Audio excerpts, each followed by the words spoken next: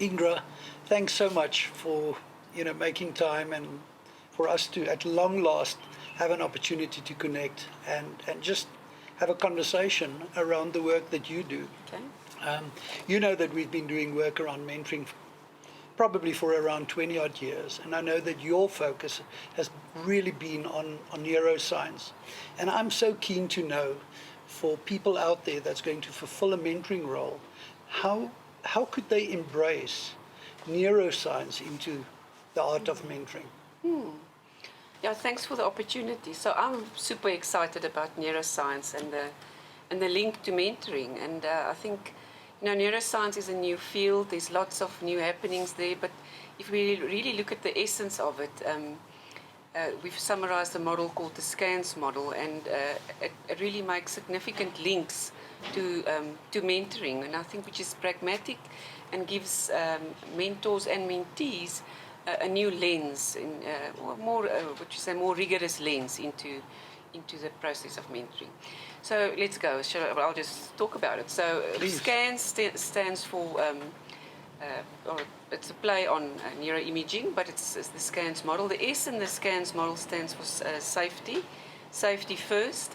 And it's really a primary organizing principle of the brain, which means that in a fifth of a second we decide if somebody is a friend or a foe, and the brain quickly adjusts behavior after that, what we call neuroception has been made, and then we either put that out there in our conversation. So a good example of that in mentoring would be aware of your language and the tone of your voice, and you make eye contact or not, because all of those are micro signals that you are building a safe environment or not. The next one is consciousness is overrated, and the power of the brain really lies in what we call the non-conscious.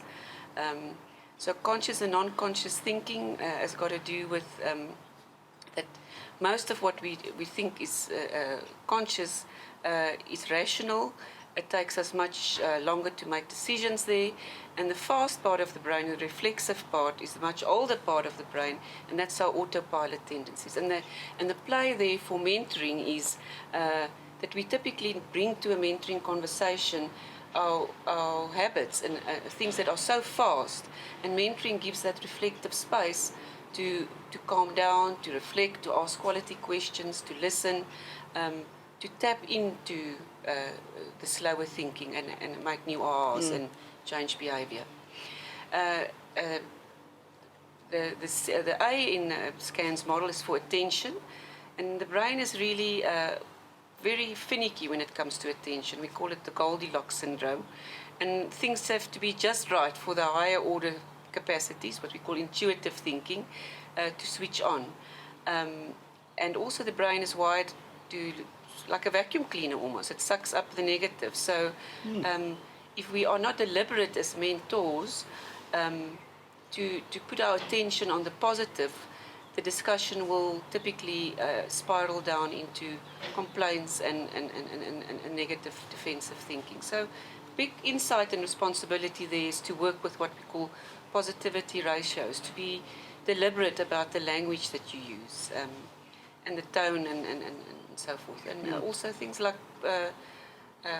working with people's strengths is another example of putting attention on the positives.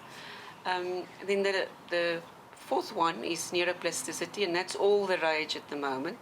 So that just basically means the brain is plastic and it can change. And there's two nice words there that I think is relevant to us in mentoring, and that is proliferation, which is a big word for new neurons, and pruning, which means shrinking. And a reflective mentoring conversation, a crucial mentoring conversation, creates that tone where new neurons can form, because in exchange with each other in a secure and safe and a little bit of a stretched environment, the brain is primed for proliferation, so growing new networks and out of that new habits.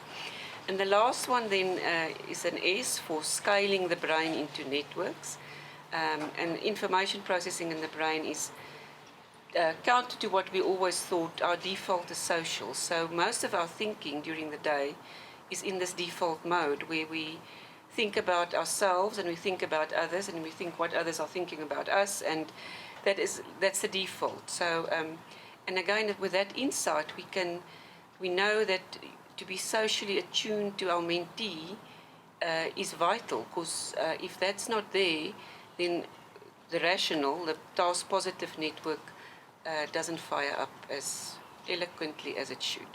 And that's basically it. Wow. I must say, I tried to make a few notes for myself, but it is a lot of information that you've shared. But just in the notes that I've made, there's for me some really good takeaways. The whole concept of safety first, which is about establishing the relationship, and the whole thinking around consciousness, and the fact that we want mentees to journal and think. And I love your thinking around the slow thinking. The fact that we tend to think in the negative, and Yes. that we need to be mindful of focusing on positives and new ways of thinking. And this has been so insightful. I would love to see that we could be more intentional in bringing some of these concepts into our mentoring relationships. Thank you so much for that. Absolutely. Thank you.